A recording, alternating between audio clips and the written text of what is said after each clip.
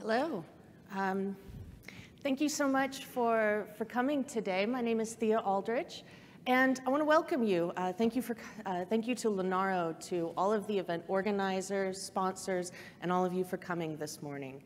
I'm so excited to talk to you today about developer relations. It's something that I'm incredibly passionate about.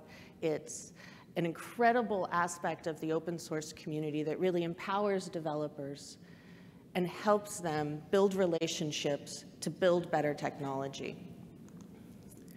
So it's no secret that open source is eating the world. Open source creates partnerships that push the limits of what's possible by expanding the number of voices at the table and sharing resources across a number of organizations. And we also all know that things are changing within the embedded ecosystem. The rise of better, cheaper hardware and easier access to all the pieces of information that a developer would need to build a smart connected device are all readily available. And so before I go any further, I want to let you guys know that, full disclosure, I'm one of these new people. I come to the Zephyr project, which is part of the Linux Foundation, from the open source geospatial ecosystem. I've been with Zephyr for about 3 months now, and really what happened with my experience in finding the Zephyr project and finding these resources and finding something what I thought was incredibly special and compelling led me to an entirely new career. And so what I want to talk about to you today is the Zephyr project and the developer relations that and activities that we've got going on within the project, but very much from the point of view of myself as I was coming into the project and as I was experiencing all of these different resources. So like I said, I started out in open source geospatial, and I was fascinated by this idea that with volunteers and different data sources, a real accurate map of the world could be made, and something in a level of detail and richness that no one had ever seen before. And over time, I started hearing more and more about the Internet of Things and the way that the Internet of Things was providing incredibly rich, latent data that was able to be incorporated into these maps to really give people some of the most detailed pictures of their environment. And while I was doing that, I started becoming, I dare say, jealous that I was seeing all of these technologies, but I didn't know how to build them myself. I didn't know how I could ever take these pieces and not only make a map, but have information that I cared about flowing in. And so these are my cows. So what I ended up doing was I started trying to build. And I started wanting to experiment with these devices and see if the barrier of entry was really low enough that I could actually do it. And so what I did was discovered the Zephyr project. And while I was working through creating what I lovingly refer to as my cow happiness detector, it's really just a biometric feedback device that I was using to track the location and general well-being of my pet cows. But while I was going through this sort of hobby project, something really incredible started happening. During the day, I was working in geospatial, but at night, my passion was embedded. And we see that a lot within this ecosystem. And everything was great until I tried to start putting things together. And it turns out that it's not quite that simple for someone coming in with very little experience in this community. And one of the problems that I encountered was that I had to start making choices. I had to start deciding what kind of hardware I was going to use, what kind of communication protocols I was going to use, and all of the different pieces, how I was going to put them together, what I was going to put the device in to attach it to the cow. Everything was overwhelming. So as a new developer trying to build something, I encountered some really common problems.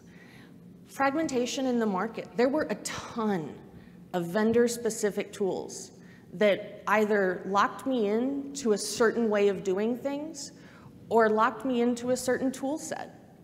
There was an incredibly high barrier of entry. And there were a lot of solutions that worked, but they were clearly not built with somebody like me in mind.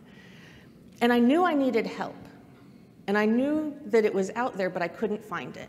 And I've been working as an open source developer advocate for over 10 years. So I knew that surely there had to be some ecosystem that I could plug in, that I could actually start becoming empowered to build what I wanted to build, to participate in the community the way that I wanted to participate. So what I ended up finding was the Zephyr community. The democratization of these technologies gave me a goal. It gave me a destination.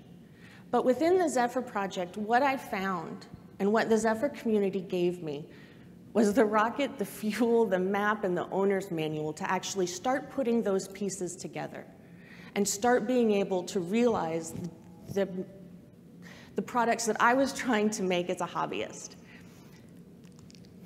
So before I go any further, I want to talk a little bit about the Zephyr project to give a little bit of context. We're a free and open source real-time operating system hosted out of the Linux Foundation.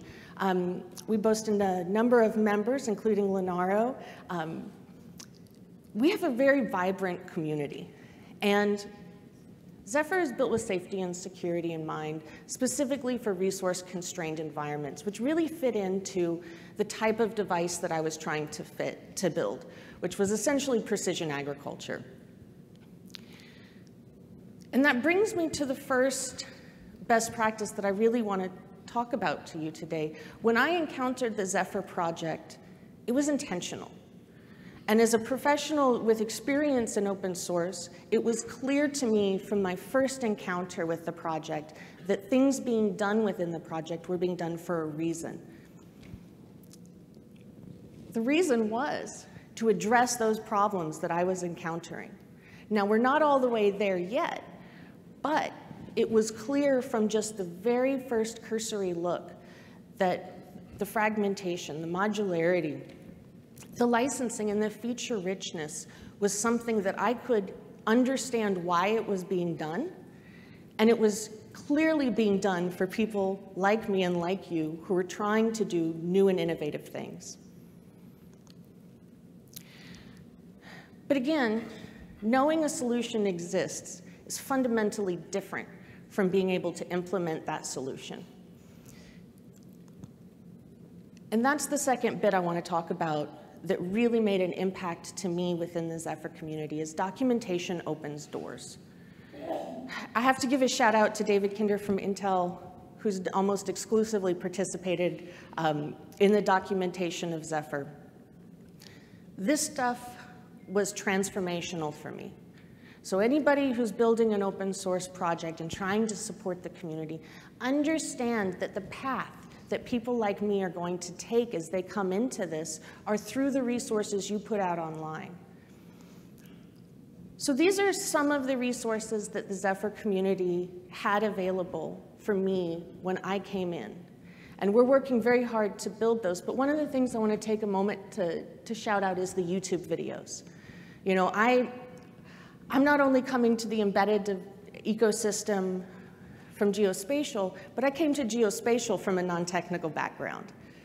So for me, one of the most empowering things was that Zephyr had a YouTube channel, and there were tons of videos online that I could watch, people I could identify with, I could see, I could start understanding what kind of community this was, what kind of people they were, how they were talking to each other, how they were interacting with the technology.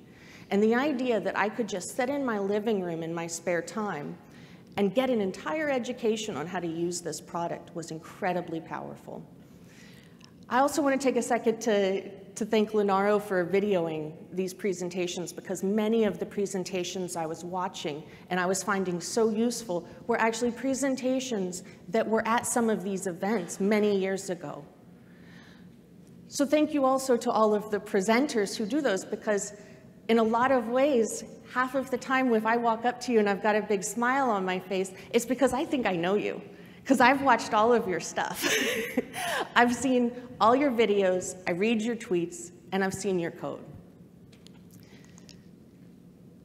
Open source is more than code and documentation, though.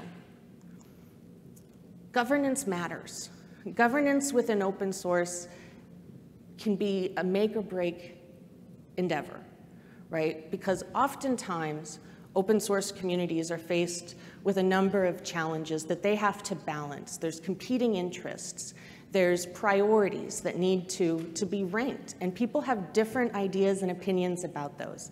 Now, that variety is what makes open source so beautiful and powerful, but it can also, without proper governance, derail or sidetrack discussions and make it really hard for things to go forward. And so one of the things that was, as someone familiar with open source and who understood it, when I encountered the Zephyr project, it was incredibly refreshing to see clear governance documentation.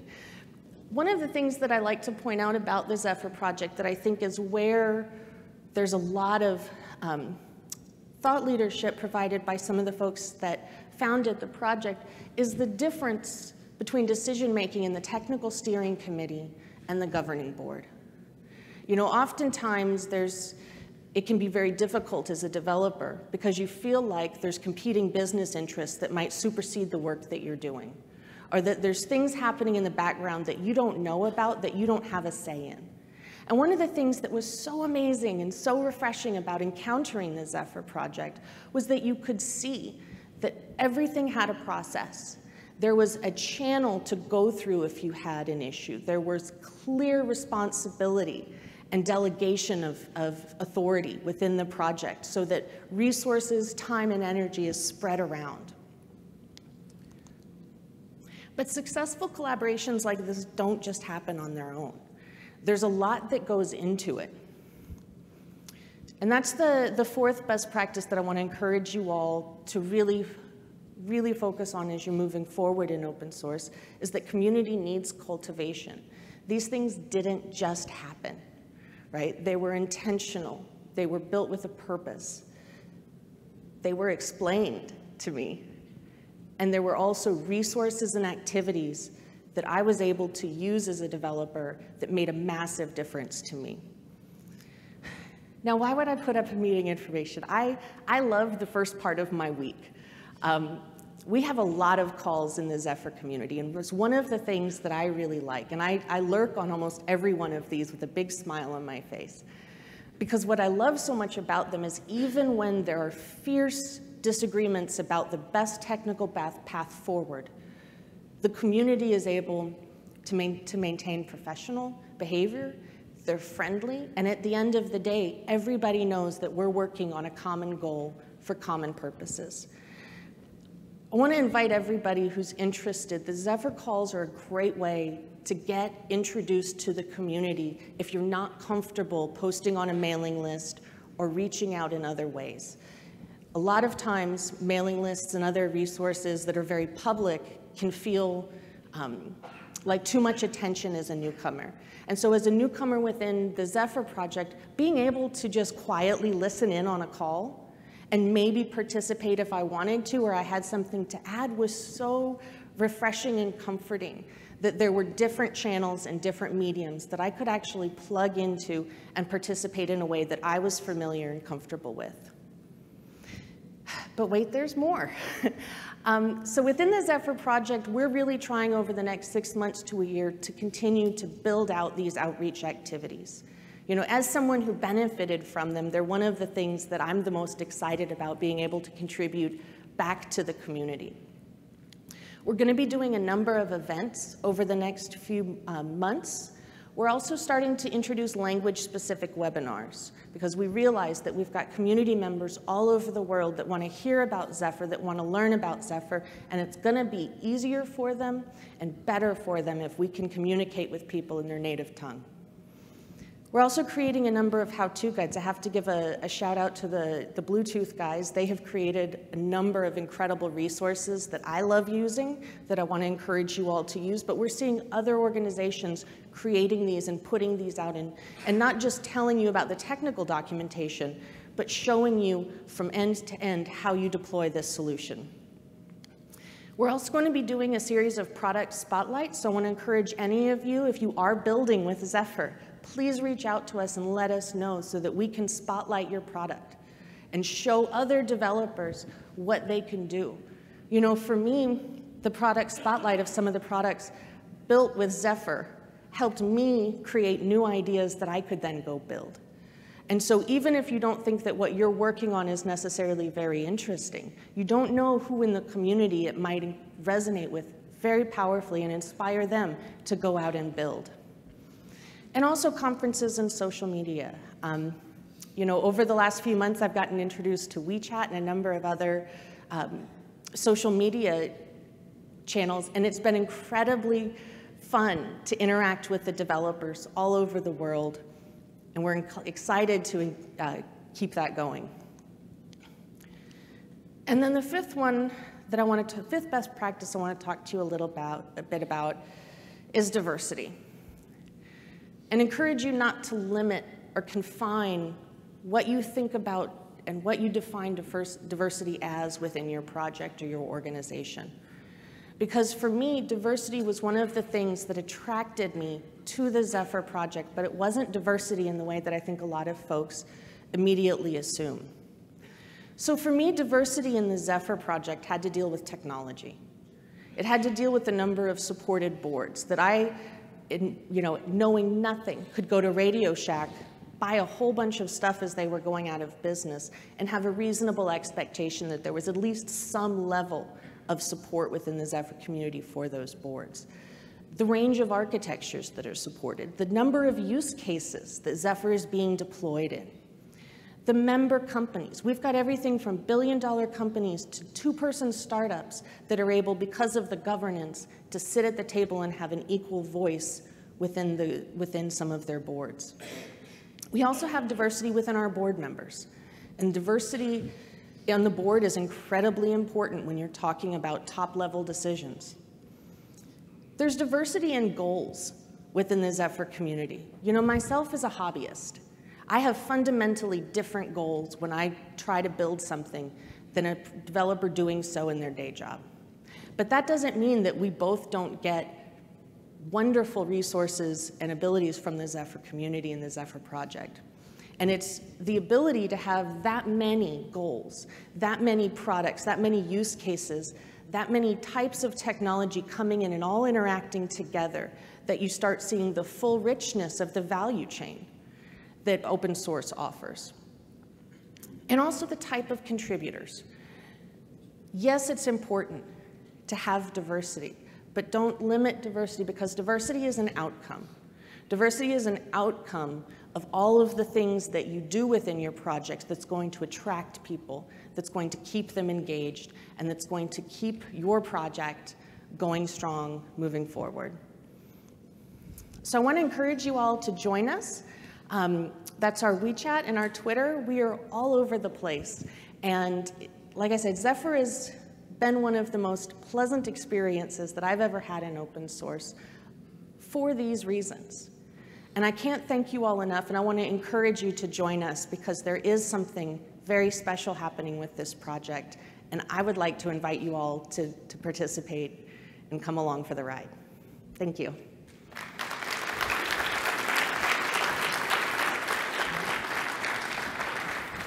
Thank you so much, Thea. That was terrific. Okay. And now I would like to introduce Kato-san, who's come here from Tokyo to talk with us about AutoWare. I think you're going to find this fascinating. He's also a professor at the University of Tokyo. If you like.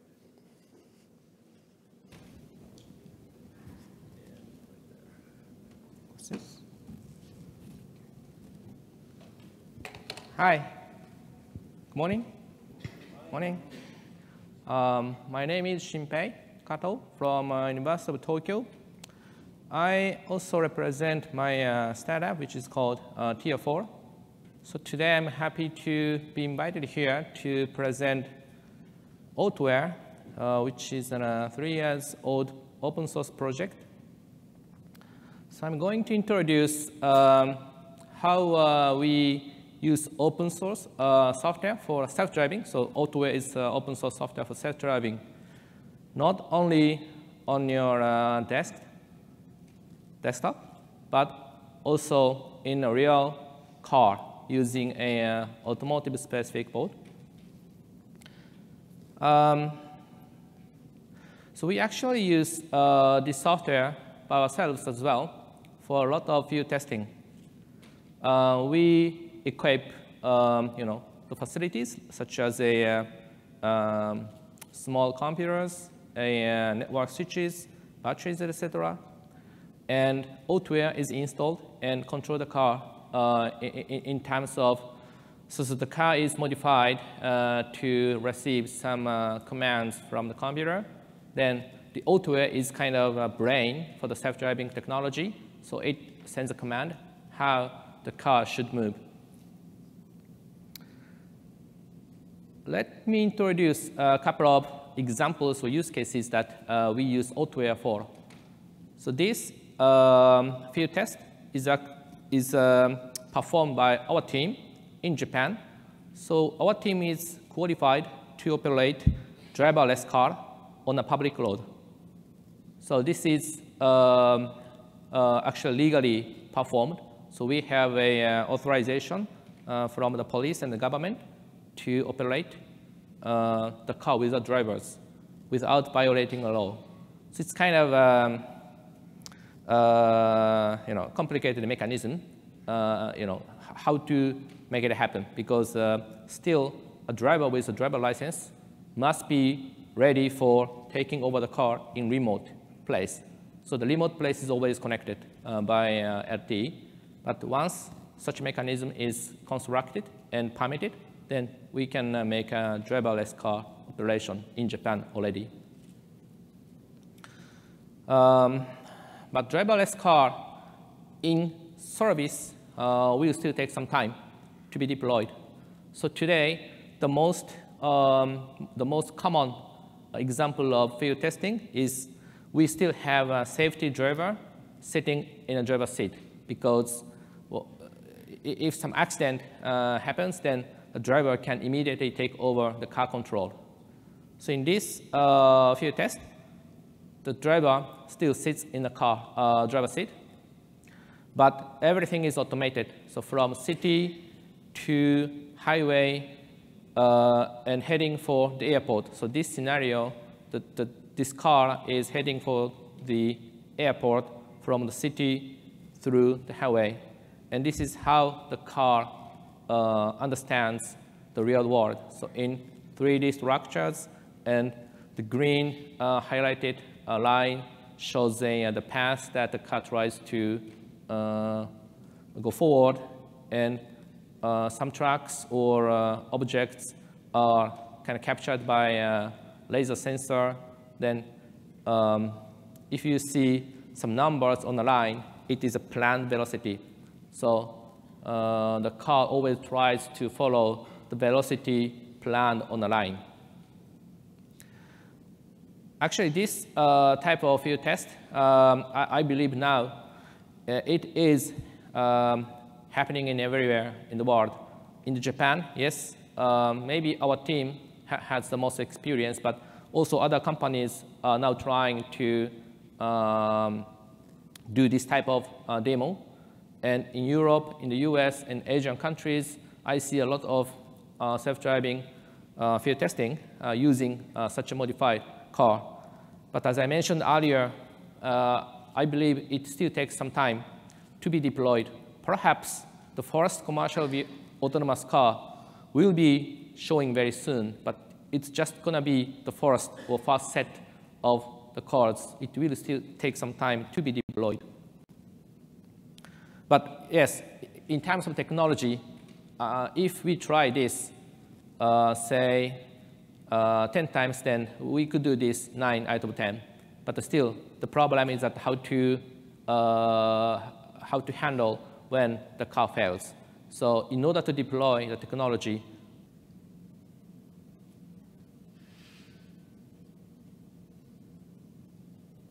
okay, give me a moment.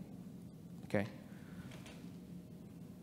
So this is another example of field test, but assuming some particular services. So this is a demo with Japan Post, which is a kind of government-supported posting services in Japan. So we actually engaged with Japan Post teams. And this car is actually supported by the Japan Post. So it is now delivering some postal boxes. It is heading to some branch of Japan Post. However, stopping by several sub-branches. So now this car has 2 boxes. It's just for demo. And it's actually central of Tokyo. It's a very crowded place, but everything is automated again. And it tries to stop by a sub-branch. Then it wants to get one more box.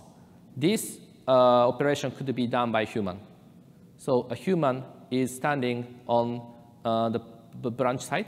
Then once the autonomous car arrives, then it delivers another box. Then the car just restarts the operation again to head for the next branches. So as you can see, there are actually real traffics and multiple lanes.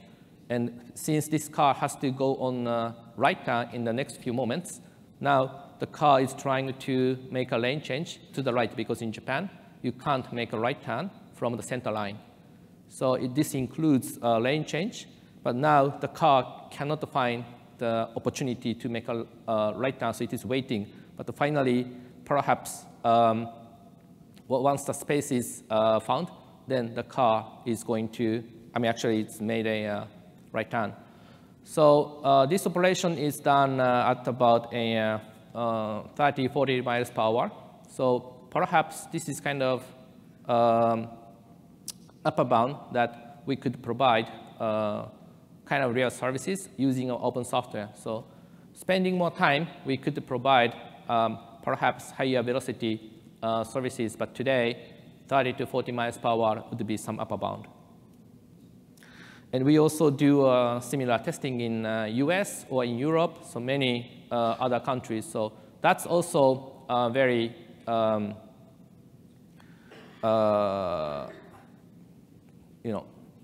advantage of software. So our software is used in many countries, not only in some particular countries.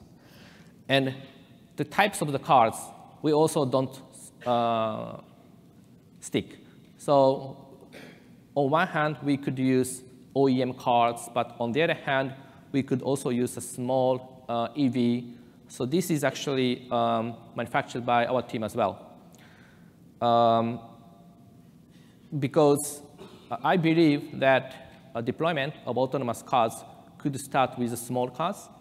And it is also interesting to see that in car services, when you try our car, you can also get into a virtual world, because we are now thinking about not only automation, but also how to spend your time in a car. So this is a virtualized world, but the motion of your virtual world is aligned with the real car motion, because our autonomous car understands the motion of the vehicle very precisely, so it can be reflected to the motion in the virtual world. This actually is a pretty important aspect, because if your motion is not aligned in the virtual world, you may feel sick.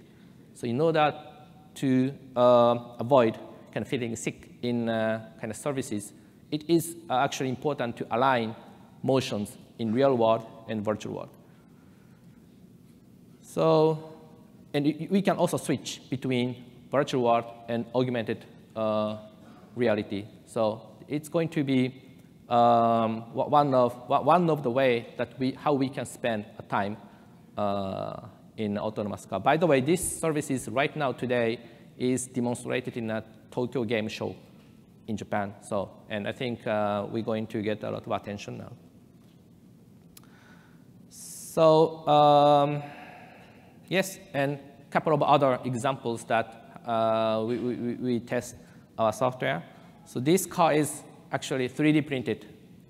Now the car can be 3D printed and on top of a golf cart. So this is golf cart, but we remove the body from the golf cart and instead put our kind of handmade 3D printed body on top of the car so that the car looks very different.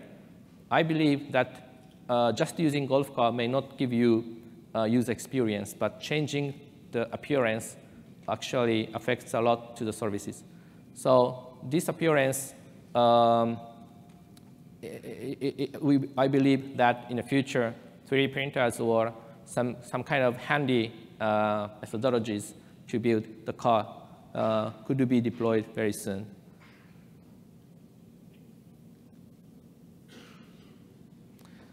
And yes, so in any car, you can fall into the virtual world and change the contents. However, in this case, you can, again, next to your place, you can have a dating, etc. So virtual reality and autonomous cars, I think it's a kind of synergy, technology, because you can always change the space and time in autonomous car. If you don't use virtual reality, then you always stay with the real world, which doesn't change. But virtual world, you can change depending on your demand. And for the smaller cars, we also support. So this is actually wheelchairs. Again, we replace the body of the wheelchair with the 3D printed ones. Then it looks like a delivery robot. So wheelchair, golf cart, they already deployed EVs in the world. We don't have to develop new cars. We can use existing car platforms, but using 3D printers, for example, then you can change how the services could be accepted by the society. And yes, another virtual world. So actually, the appearance of the car can be changed by 3D printers, and the experience of the autonomous car can also be changed by virtual reality. So AutoAir is not the software that only supports autonomous driving function, but can be connected to kind of virtual reality services or some other related technologies. So it's open source. If you go to websites, so AutoAir.ai is kind of information website. So you can also access a lot of tools which can support AutoAir. Then there is a link to the GitHub. Then you can finally download the source code. So now we have close to 2,300 starts. Since this project is still 3 years old, I think this is a good number. And now it's increasing every day. So I believe that AutoAir is going to be one of the standard software for self-driving technology. It's a bit difficult to explain what functions AutoAir provide, but I would say mostly all functions that are necessary for self-driving, AutoAir support. But some functions are very high quality, but some other functions we still need improvements. But once again, since all the necessary functions for self-driving are already covered, so a lot of R&D purposes actually using AutoAir, since you don't have to kind of prepare for individual functions. Once you download AutoAir, you have basically everything. Now it's up to you what functions you like to improve or what functions you like to replace with your own algorithms. So as a platform perspective, AutoAir is actually very useful since everything is integrated in a package. Okay, so let me introduce how actually technically AutoAir works. So before you run AutoAir, in fact, we need some particular data set which is called 3D map. 3D map is you have to run kind of special vehicle instrumented with some expensive sensors, but once you run that sensing cards, then you get scanned data of the place where you want to provide autonomous car services. This is not a kind movie. This is 3D points, collection of points, which is often called point cloud.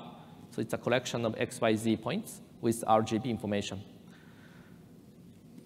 Having this, you could understand how the structure of the place where you operate your vehicle look like. But we have to do some other post-processing, which is to extract the information from that structure information. Because like intersection information or lane information or traffic light information, those information actually static. It doesn't change. For instance, the place of the crosswalk doesn't change tomorrow. So we like to extract the static information as much as possible before you operate autonomous car so that you can reduce the computation requirement in real time. So once you extract the information, static information from the kind of 3D structural data, finally you have a kind of high definition 3D map, which includes structural data and semantics. Semantics means where is the lane, where is the crosswalk, where is how the intersection is constructed, road paints, buildings, traffic light signals. So those pieces of information all integrated with the 3D structure information. So this, we often call it high definition 3D map. Autoware doesn't actually work without this 3D map data. So having 3D map data is essential for Autoware. But in other words, if you have this 3D map information, then Autoware can, mostly in all places, can provide an autonomous function. So the first significant function that Autoware provides is localization. So Autoware assumes that the car has a laser sensor in 3D capabilities. So having 3D sensors and comparing the scanned information with the 3D map data, both data sets are represented by 3D structural information. So we can actually make a matching. If the car is in a place where the 3D map is provided, there should be one unique place where the shape of the laser scan and the 3D map shape are matched. So we compute this process in real time every time the sensor information is updated. So you can see that the red arrow represents the place or position of the car estimated, which is not a log. It's estimated by computing functions.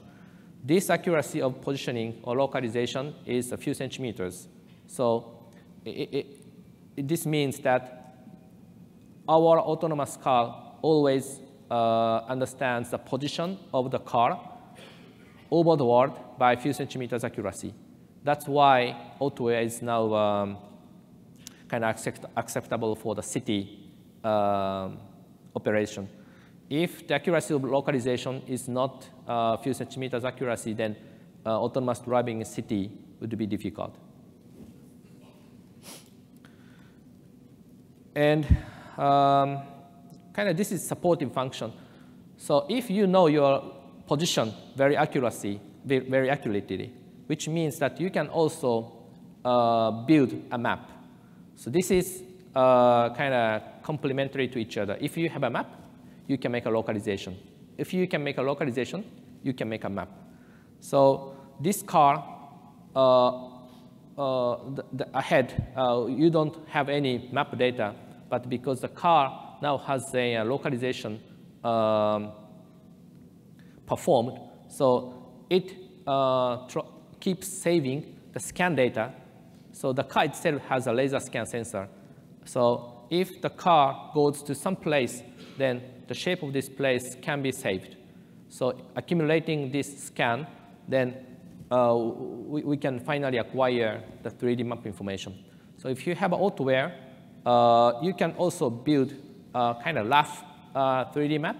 But as I mentioned earlier, if you want to get very kind of precise high definition map, then you need a kind of special car, which is equipped with some expensive sensors. But AutoWare itself is also capable of constructing a 3D map. And perhaps this is most popular area of autonomous driving, so computer vision. Every year, new deep learning algorithms are presented in a conference. So AutoWare always tries to update the algorithm. Like 3 years ago, we had SSD, but last year, Euro 2 came up. Then this year, Euro 3 was presented. So the community of AutoWare always try to implement new algorithms so that R&D purposes, you can also access the new algorithms in the actual platform. And so object detection also, there are multiple ways. Like you can use cameras, but the cameras doesn't tell you the distance information. So now there is the sensor fusion. You can tell what it is by camera, but the distance information can be provided by a laser sensor, so which is called sensor fusion, using different sensors, then producing richer information. Path planning, so we have a Dijkstra A-star-based. Once the object is detected, you can calculate a kind of avoiding route in real time. Or another algorithm is that you already have predefined avoiding path, and you can just choose one in real time. So this is very different. Calculating the path in real time or pre-calculated path, you just choose one in real time. So there are many other algorithms for kind of path planning, but we try to support as many algorithms as possible. So all those pieces of functions can be all performed in real time by using one single computer. We often use another computer for visualization, but basically every function can be supported by a single computer unit. This is a case of NVIDIA Drive PX. So you just launch the system. So everything is running on a single computer unit. So we can install a 3D map data and make a localization and draw a path. Then intersection, you detect the objects and make a decision when a space is clear, then you can resume your operation. If something is ahead of your path, then you can recalculate the route and try to avoid it. So this basic function already provided. So when you download AutoWare, you can start here. But this is a controlled area, it's a driving school. If you go for a public road, then actually the scenes are very different. So even though AutoWare could work as you expect in a controlled area, but for public road services, you need a lot of improvement.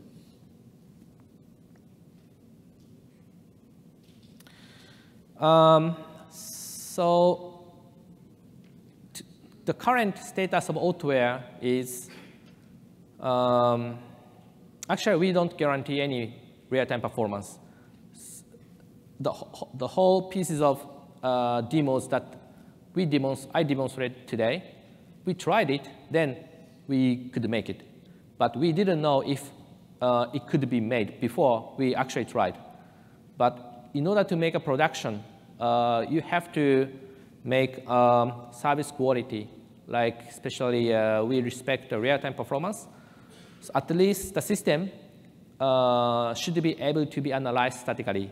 So now what we're doing right this moment in the research team is that we try to make a system model representing the system by a graph. Because if you see left bottom side, the auto-aware is composed of more than 200 tasks. And those 200 tasks have input and output. Then there are data dependencies each other. So for instance, object detection function can never start unless the sensor information arrives. So those data dependencies actually make it difficult to analyze the system in real time. So we like to make a system model of the autonomous car, which is auto-aware, so that we can make a real-time analysis, so that like a timing constraint could be guaranteed beforehand. We actually operate the car. So this is what we're trying to achieve in a research phase. So like a scheduling problem is a kind of academic research area, but we know that a lot of algorithms from academic research area would be useful to realize this kind of analysis. Okay, so this was a kind of overview of what is auto-aware and what we are doing using auto-aware and what we plan to do in a research area. It was actually a lot of more that we are today doing or we plan to do, but I appreciate we can maybe chat offline and make more deeper discussion and collaboration. Okay, that's it. Thank you. Thank you so much, Kato-san. Do we have maybe one or two questions? Anybody have a question? I know I can think of a bunch of questions. Anybody? Question?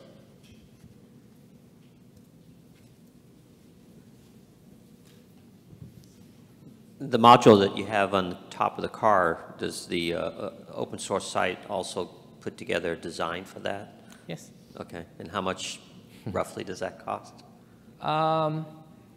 So it depends on sensor performance, but from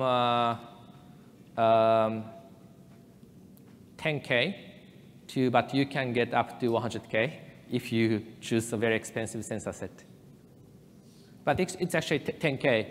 So from my experience, 10K for a sensor kit for autonomous driving has made a significant leap as compared to a few years ago.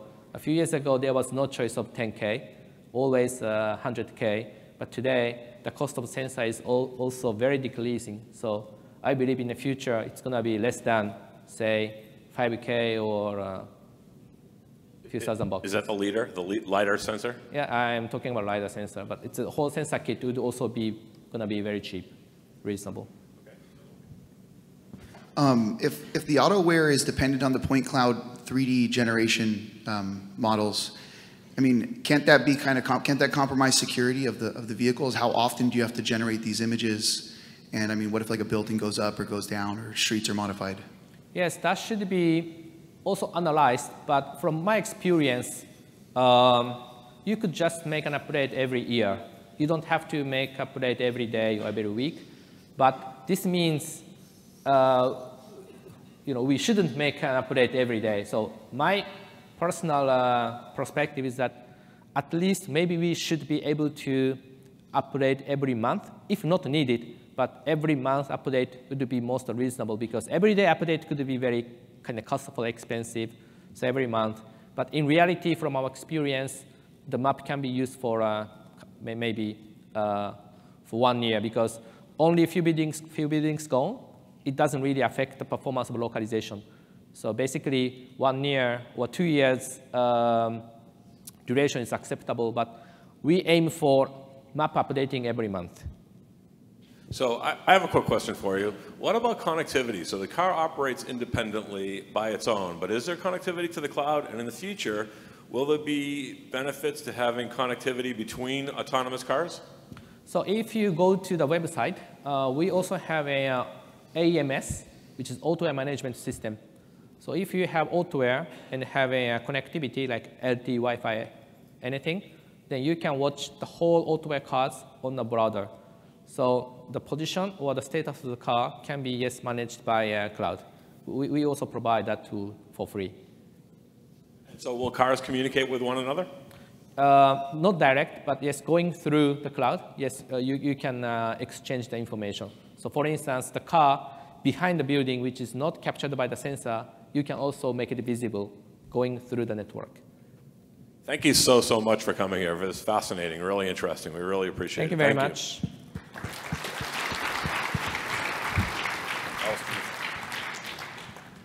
Okay, one more great speaker this morning. We're going to talk about sausages and how they're made, and that's Google, Todd from Google. So please join me in welcoming Todd.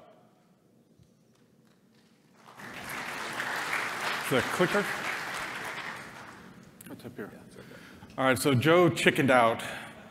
He asked me before we started how to pronounce my last name, and he just introduced me as Todd. So Kjos is how we say it. Of course, that's not how they say it in Norway, and so I get razzed by my cousins because I don't know how to say my own name.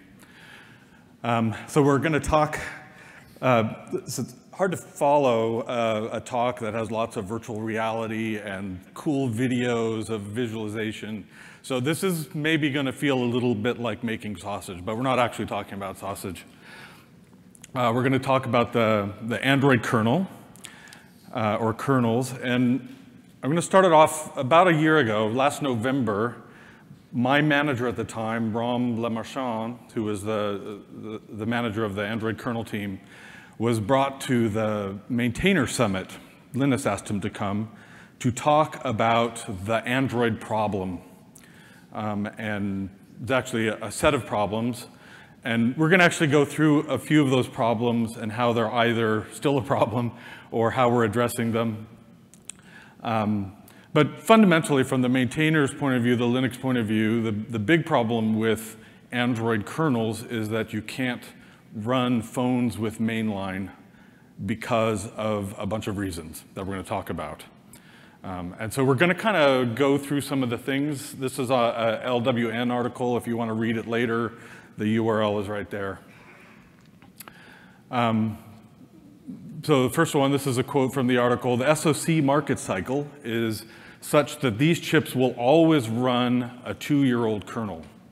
Now, I think always is maybe too strong of a word, but certainly there are reasons. And if we look at what is actually out there running in the industry these days, you're going to see that they are quite old. Now, before we go into that, a few background items. First of all the Android kernels that are running are based on a long-term supported kernel from Linux Foundation. And most of them these days, the modern ones, are maintained by a guy named Greg Crow-Hartman, or Greg KH. And so the long-term supported kernels are based on Linus's tree. Linus declares a release. So say 4.19, you see up there, he's going to, when 4.19 is declared, that's going to become a long-term supported kernel, and that 4.19 is taken, and from then on, critical bug fixes and so on are brought in, and that's what support means, is that there'll be ongoing support for a 4.9 base plus bug fixes, security fixes, and so on that are needed to provide stability and security on that base. And so most products that are built on Linux are based on one of the long-term supported kernels.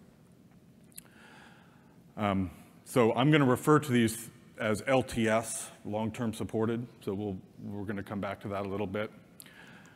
And here is kind of a sad story of the phones that are deployed right now. So what this graph is showing is it's the Android releases, really. So you can go to the URL there, and what it's going to show you is, in this case, as of August 31st, this was the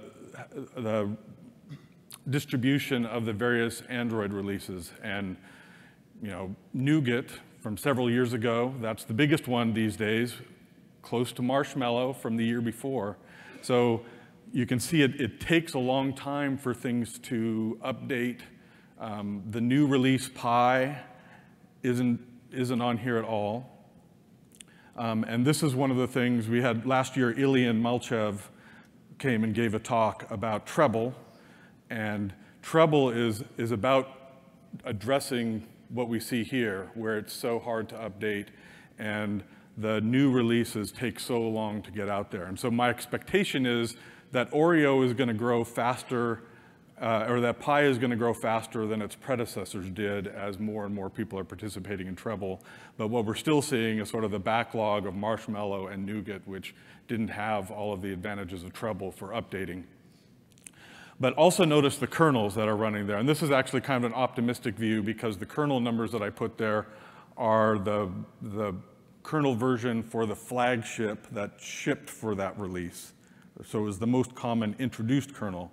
It doesn't include the updates. So if we really look at Oreo, we don't really have a way to track this right now, but if you looked closely at Oreo, it's probably mostly 4.4, but there's a bunch of 3.18 and 3.10 upgrades as well. So it really skews even older kernels out in the field than what you see here. And in general, devices are not updatable to newer kernel revisions, and that will probably remain the same. So we're going to look at one device in particular. This is the Nexus 5, and the way we used to manage kernels. When Nexus 5 shipped on KitKat, it was a 3.4.0 kernel, and if you look closely at that, you'll see that it's always been 3.4.0. It never updated at all. And so if you, in the right column, how old is that kernel? So the thing that the maintainers were griping about is that these are 2 years old. Well, the fact is it's even a little worse because it started off over just less than 2 years old, but rapidly just aged and aged until by the time we were done with Nexus 5, it was over 4 years old, even 5 years old, kernels running. Now, this doesn't mean that between those releases, the kernels didn't change. It wasn't the same binary image, because one thing that we at least were doing was security patches. And our security patch process, which is what you're looking at here, is the monthly Android security bulletin. And it's the security bulletin contains security issues for all parts of Android. But so what you see on the screen is some of the kernel things that called out for that one. And the way they populate this monthly security bulletin is that, well, there's a number of ways. One of them is just bugs found by developers at partner companies or in Google. Another way we find them is that we pay researchers. There's a bunch of researchers out there, and they get a bounty if they find a security issue in Android.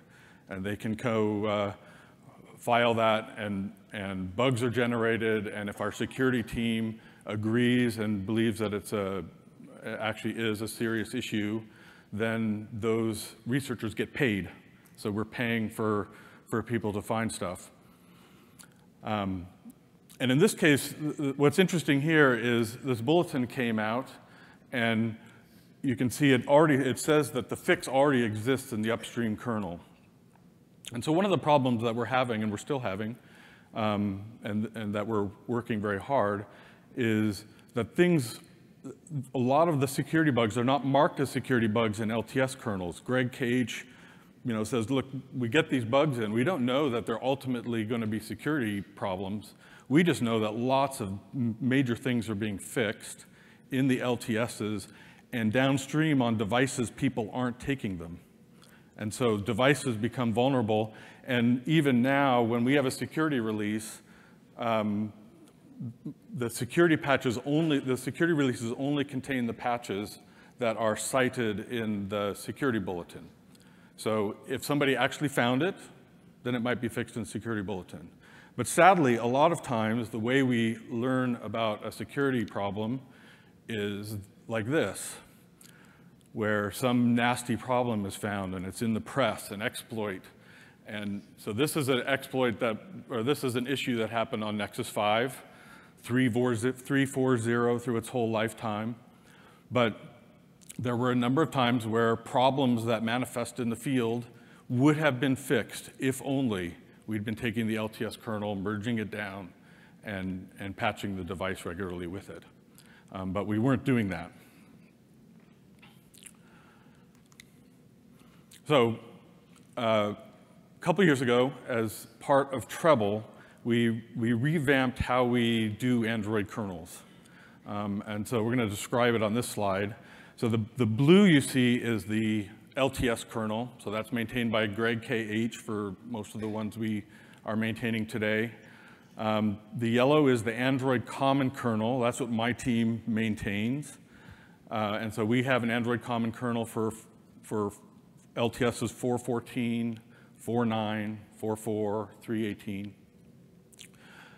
And the Android kernel contains, so it's the LTS plus a bunch of patches that are necessary to run Android. Now that set of patches is a combination of technologies that we're working on and intending to bring upstream. So an example of that is EAS, where there's a fairly large patch set that we've been maintaining in common. But meanwhile, with the ARM team and with Linaro folks, we've been bringing that up into upstream Linux. And so that patch set is diminishing over time and will eventually disappear.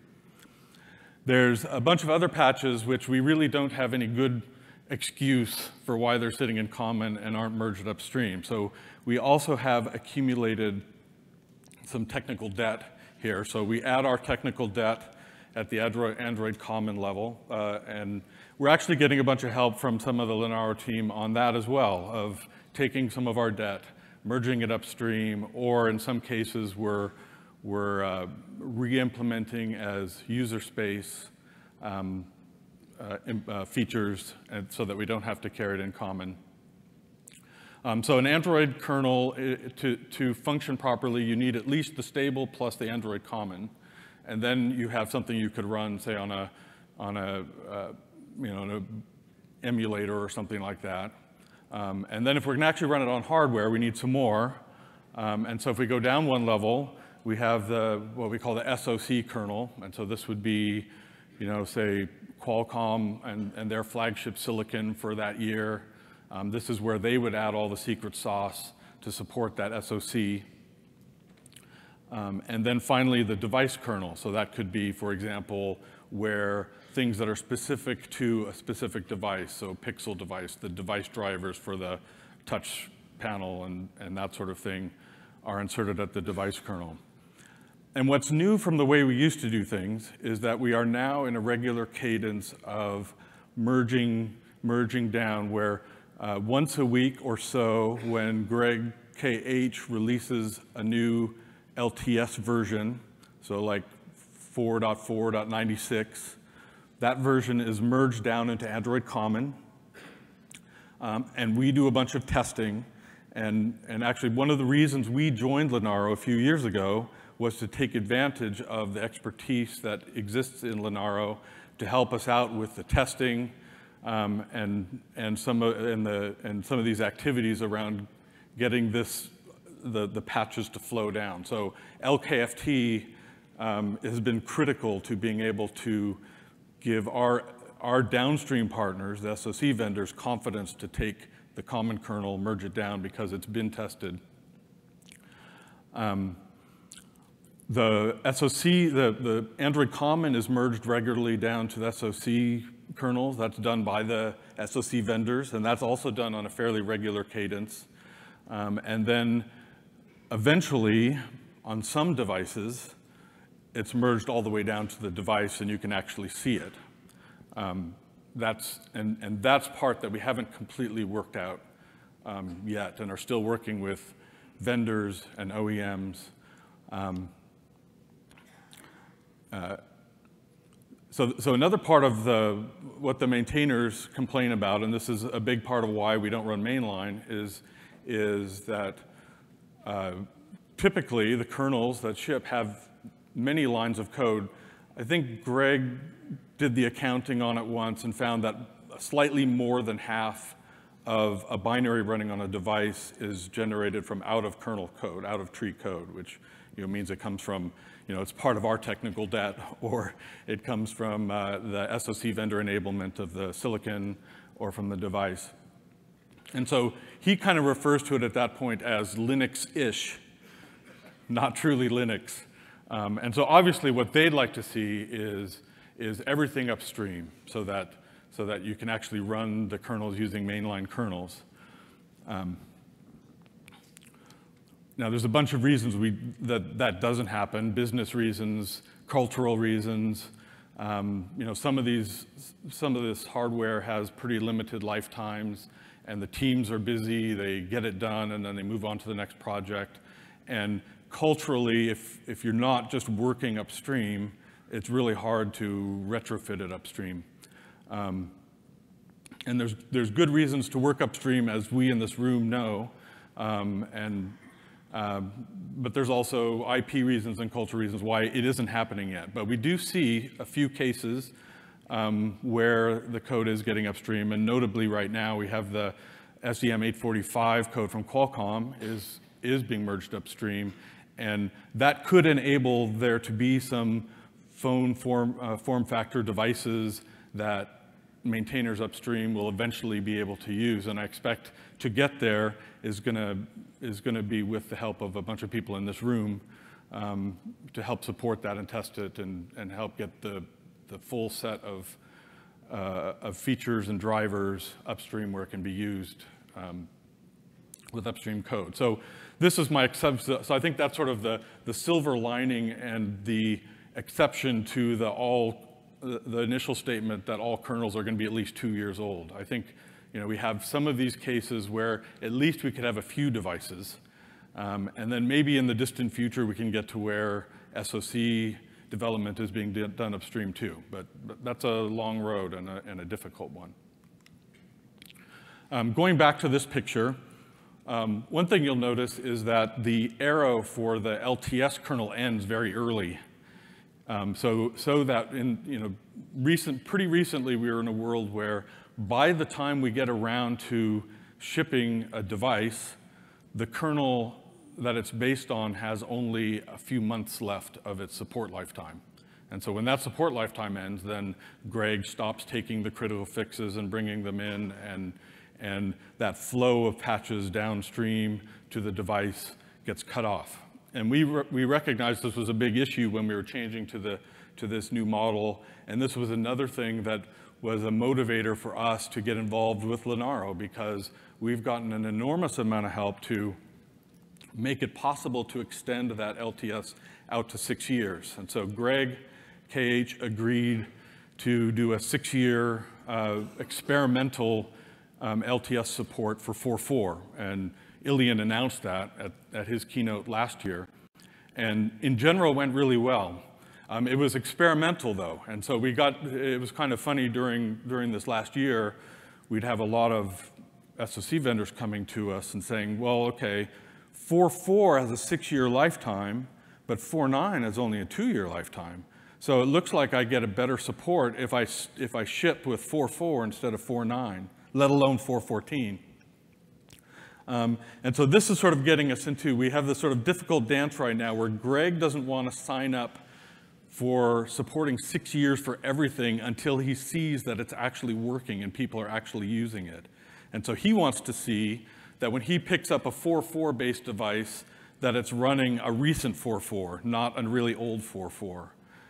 And he considered it enough of a success that he recently announced, okay, 4.9 is now a 6-year LTS. And if it's a success, he'll do the same with 4.14, and if it's enough of a success, that's just going to become the model.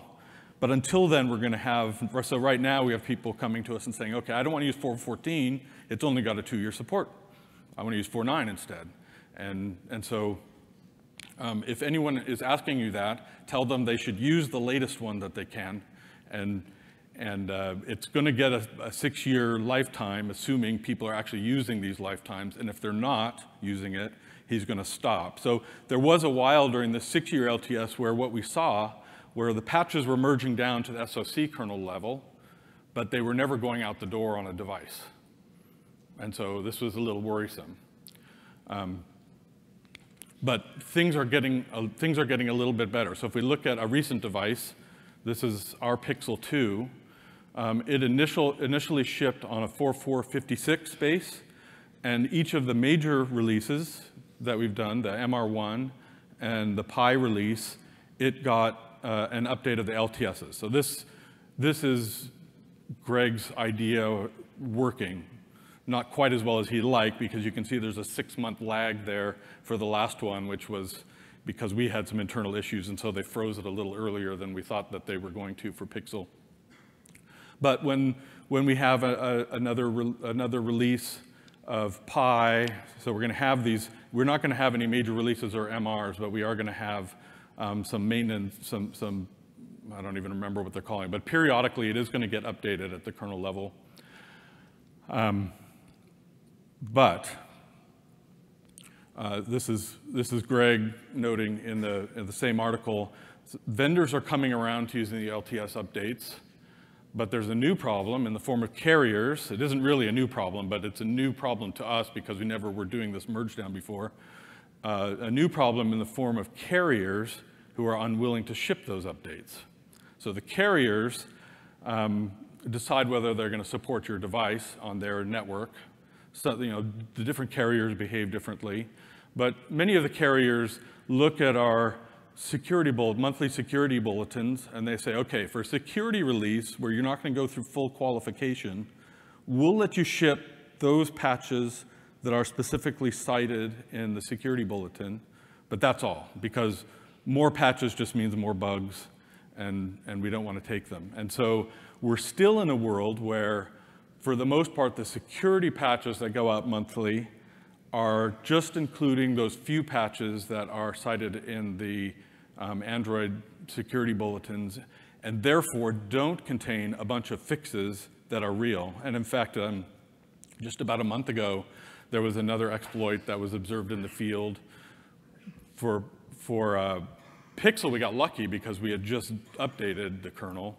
But for a bunch of other vendors who hadn't had that yet, they were hit with this. And if the security releases allowed us to actually ship the full LTS, then a bunch of these exploits would just not have happened. Because as I said, the maintenance at the LTS level, they're getting a bunch of fixes. A lot of them are fixes for serious security problems, but they're not marked as security patches. You can't go look at the log and say, okay, there's a security patch and there's a security patch. You don't know until you get burned by not having it that it is. And so we have this goal, and we're working with carriers to let the security updates include all the LTSs since then, so that we can keep everybody up to date who's willing to do it. It also takes a lot of effort on the part of the vendor and the OEM, so it's not just us, but we're trying to sort of smooth the road so that anyone who wants to update with everything that's really needed can. We've been adding a lot of tests, and again, this is in collaboration with Linaro, adding a bunch of tests. We're testing, in LKFT, we're testing the upstream, the LTS releases, the Android releases. We're trying to test through the whole sequence, and the SoC vendors are also testing when they take Android releases. So there's a lot of testing going on. We're adding tests to ensure and give more confidence that nothing is breaking. But the Linux community makes a pretty good guarantee that they're not going to do anything that breaks ABI for user space, for applications, and so on. And we do have some carriers where they're getting close. I think we even have one case where they've kind of okayed, yeah, we could go for that. And so we're making progress here. Okay, so circling back to Project Treble, this is a slide that Ilian showed last year where prior to Android Oreo, we had this sort of messy relationship between HALs and extensions to ASP, and this made it very, very difficult to update when we get a new release. And he shows this beautiful picture on the lower right of how Oreo has cleaned all that up. And of course, it's easy to draw straight lines, and it's not always as neat as it seems. But a lot of things are a lot cleaner. So for example, one thing that has changed on the kernel side is if you look at how in Oreo and later, we have the kernel, we have a kernel image, and that is on one partition, and we have kernel modules which are on a different partition. And the idea, and we're not doing this yet, but the idea is that we can eventually get to a world where the different owners of components can update their pieces separately, so that when a new dessert release comes out, the system partition can be updated. When there's kernel security issues, the kernel can be updated, but maybe with leaving the modules to be updated by the OEM if those need to be updated. We are not at that point yet. And in fact, there's some more separation that has to be done to get there. In particular, the vendor partition has like drivers, OEM modules. We envision eventually getting to, and this may take a really long time and a lot of work, getting to where we have kind of a generic kernel image and then SoC support as a separate thing, where kernel modules that are for supporting the SoC are in one place, updatable by that vendor, and then kernel modules for the board are somewhere else, updatable by that vendor. And so we want to get to a world where we've reduced the spaghettiness a little bit more and partitioned it into places where updates are much easier, much more complex to develop and to deploy and to test. But there are some other big issues that get in the way aside from just separating the hard work of separating it and the hard work of figuring out what is really the generic kernel image. I suspect we'll start out with kernel images that are per SoC family or something like that, because right now a lot of that SoC enablement happens directly on the core pieces of the kernel. So we need to work out exactly how we get there, and there's a long way to go, but there's also some fundamental issues before we can update things separately, not the least of which is the fact that the kernel doesn't really support any notion of in-kernel ABI stability. So if there's any update on a kernel, they make no guarantees. So this includes within an LTS. So this is an article that Greg Kjos wrote on the right. You can go read it, but basically the name of the URL, you can't read it there, but it's called Stable API Nonsense. And this is Greg Kjos writing about why there is no in-kernel stability. If you take an LTS merge, it's quite possible that your modules will all be incompatible now. Things can change. Now, of course, we've been talking to him, and even in the article, he points out that it could be managed under very narrow circumstances. Unfortunately, those narrow circumstances do apply to our case, where if it's the same architecture, same tool chain, same config, then it could be managed in a way to provide ABI stability for drivers. And if we're ever going to be able to update the kernel separately from the modules, we have to be able to guarantee this somehow.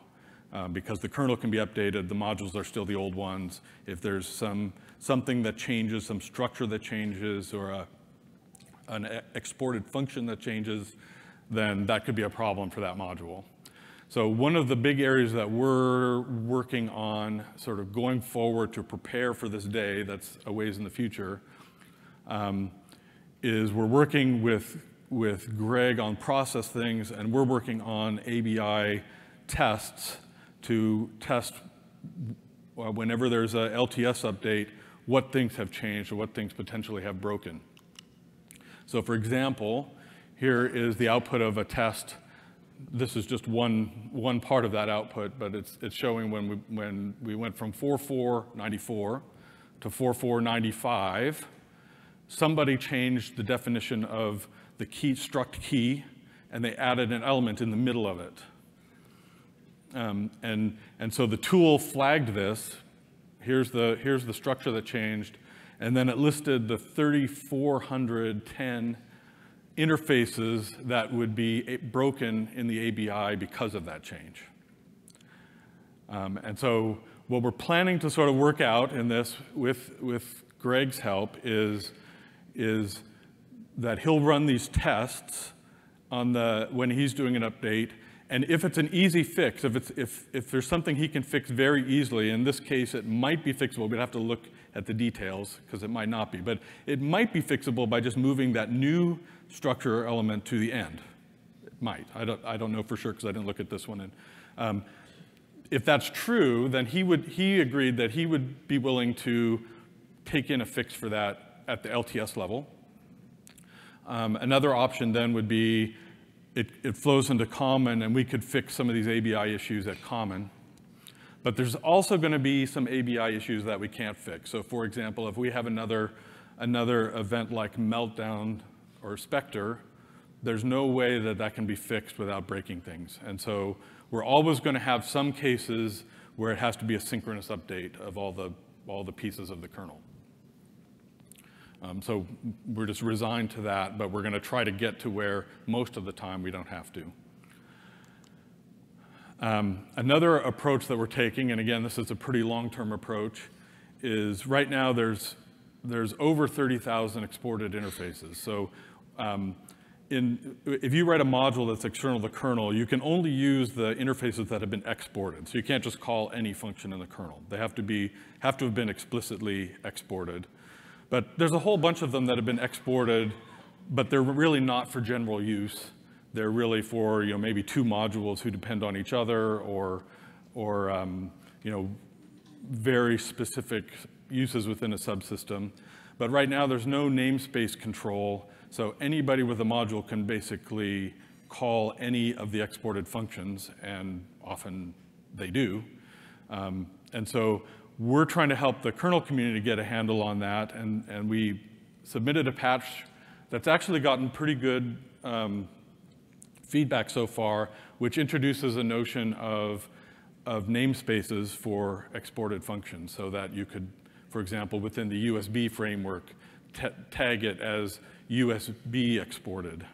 And then in the module, you would say import USB, and so you can declare which functions you're actually depending on. And this would allow us in Android to basically disallow modules through VTS testing and so on that are depending on kernel things they shouldn't depend on, and reduce the number of potential ABI breakages by reducing the namespace of modules they're using. So this is a very long-term thing. This is something we're working with the kernel community with. It's going to be a topic at Linux Plumbers next month. But this is sort of part of our plan to sort of straighten out some of these kernel problems.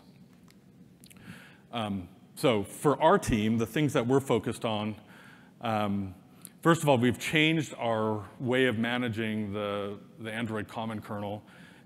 We used to be pretty permissive on people submitting patches and just adding functionality. And that has led to what I described earlier as our technical debt. We've got just a bunch of patches that we have to support now because they're there and people rely on them, but maybe they're not appropriate to go upstream. And so we're working on that. We're also working on that technical debt by dropping the patches that really we don't need anymore, by re-implementing some of them in ways that can either be sent upstream or can be re-implemented in Android user space.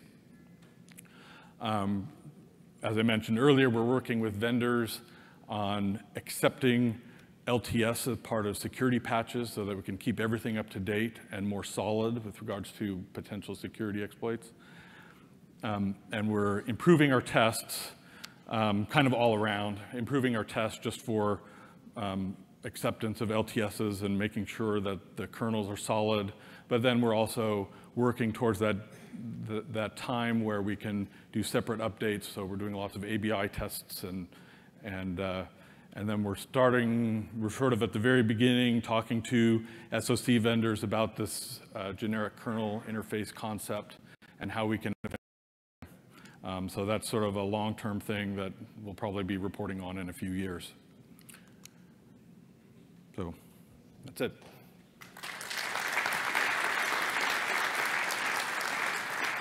Todd, thank you so much for coming here. Maybe we could take just one or two quick Sure. questions. Anybody have a question? That was all straightforward for everyone? All right, okay. Mr. Gallo? How can the operators be in the middle between the upgrades that my phone can download from the Google Play Store? That was why are carriers? Why do we care Yes. about carriers? Yes. Is that the question? Yes. Well, in the US, it may not be true everywhere, but in the US, they exert a lot of control over who can be on their networks. And in particular, you know, many of the device sales, most of the Pixel sales are through Verizon. Most of device sales in general, Samsung and Apple, are through the carriers. And so it's true that if you have your own device and you want to put your own kernels, I mean, my device has my own kernel on it, so in that sense, they can't enforce it. They don't shut me down because I don't have it. But since they're in control of the devices, they basically say, okay, I can't sell these devices. I'm not approving this device unless, and they exert their control that way. So where it's the main sales channel, the main conduit between the provider and the customer, they can say, this needs more qualification. This needs to go through a full certification, which is a big, lengthy process that we can't do for monthly security patches. We could consider for kind of a quarterly release, but not monthly. Todd, thank you so much. Really interesting stuff. You bet.